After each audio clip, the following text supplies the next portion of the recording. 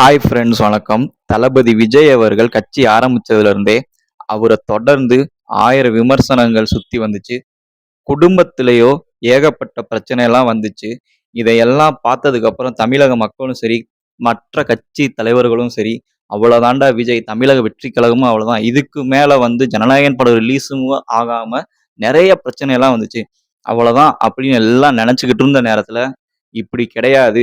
கண்டிப்பா நான் திரும்பி வருவேன் அப்படின்னு சொல்லிட்டு தன்னை நம்பி வந்த கட்சி நிர்வாகிகள், இதுவரைக்கும் விஜய் மக்கள் இயக்கத்துல இருந்து மக்களுக்காக சேவை செஞ்ச ரசிகர்கள் எல்லாருமே தொண்டர்களா மாறினதுக்கு அப்புறம் தமிழக வெற்றி கழகம்னு சொல்லிட்டு ஒரு கட்சியை மக்களுக்காக நம்ம ஆரம்பிச்சிட்டோம். அதை கண்டிப்பா கைவிடக்கூடாது அப்படின்னு சொல்லிட்டு 1000 பிரச்சனை இருந்தாலும், எவ்வளவு வேதனைகள் இருந்தாலும் அதெல்லாம் மனசுக்குள்ளே வச்சுட்டு கொஞ்சம் கூட அதை வெளியில காட்டிக்காம கட்சி கட்சி பணி எல்லாத்தையுமே தொடர்ந்து செஞ்சுக்கிட்டு தாங்க வராரு. அது மட்டும் இல்ல, என்னைக்கு எப்போ மக்களுக்கும் சரி, யாராச்சும் பாதிக்கப்பட்டாலும் சரி, அதுக்கு முதல் குரலா நம்ம குரல் இருக்கணும் அப்படிங்கிறதுலயும் தளபதி விஜய் அவர்கள் தெளிவா இருக்காரு. அந்த வகையில தளபதி விஜய் அவர்கள் தமிழ்நாட்டு அரசுக்கு ஒரு மிக கடுமையான கண்டனத்தை பதிவு செஞ்சிருக்காரு. எதுக்காக அப்படின்னு சொல்லி பார்த்தோம் அப்படின்னா, தூத்துக்குடி மாவட்டம் விளாத்திகுளம் அப்படிங்கிற கிராமத்துல 12வது வகுப்பு படிக்கக்கூடிய ஒரு பள்ளி மாணவி. அந்த மாணவி வீட்ல இருந்து இயற்கை உபாதைக்காக வீட்டை விட்டு வெளியில போறாங்க இரவு நேரத்துல. அப்படி போற மாணவி வீட்டுக்கு திரும்பி வரவே இல்லைங்க. நேரம் ஆக ஆக வீட்ல இருக்கவங்களுக்கும் பயம் அதிகமாகுது. இன்னும் பொண்ணு வரலையே அப்படின்னு சொல்லிட்டு, அதுக்கப்புறம் ஒரு கட்டத்துக்கு மேல என்ன பண்றாங்க அப்படின்னு சொல்லி பார்த்தோம் அப்படின்னா, அவங்க அந்த பொண்ணோட பெத்தவங்களும் சரி, சொந்தக்காரவங்களும் சரி, ஊர் முழுக்க தேட ஆரம்பிக்கிறாங்க. தேடிக்கிட்டே இருக்காங்க. அந்த பொண்ணு விடியற வரைக்கும் கிடைக்கவே இல்லைங்க.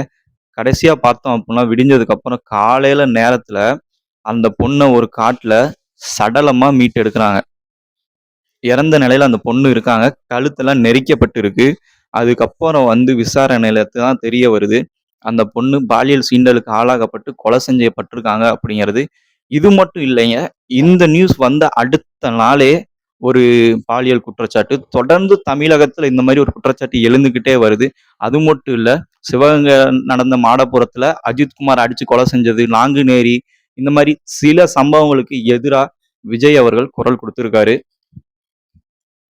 என்னதான் பிரச்சனை குடும்பத்துல இருந்தாலும் அதை கொஞ்சம் கூட வெளிக்காட்டிக்காம மக்களுக்காக, கட்சிக்காக பணி செஞ்சுக்கிட்டே இருக்காரு. அவரோட கட்சி பணி என்றும் தொடரும். கட்சி நிர்வாகிகளும் அவருக்கு பக்கபலமா, அவரோட ரசிகர்களும் பக்கபலமா நிக்கிற வரைக்கும் அவரோட கட்சி பணி தொடரும். அது மட்டும் இல்லைங்க, எவ்வளவுதான் விஜய்க்கு எதிராக கொளுத்தி போட்டாலும், எவ்வளவு பிரச்சனையை கிளப்பி விட்டாலும், அவர் இப்படிப்பட்டவர் தான் அப்படின்னு சொல்லிட்டு அவரை பத்தி நிறைய விஷயங்களை கிரியேட் பண்ணாலும், இப்போ வரைக்கும் விஜய் கட்சி சார்ந்த தொண்டர்களும், விஜயோட ரசிகர்களும் இப்போ வரைக்கும் அவரை விட்டு விலகவும் இல்லை.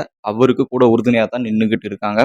பொறுத்திருந்து பார்ப்போம் தமிழக சட்டமன்ற தேர்தலை இது எந்த மாதிரி ஒரு பிரதிபலிப்பை கொண்டு வரும் அப்படிங்கிறத.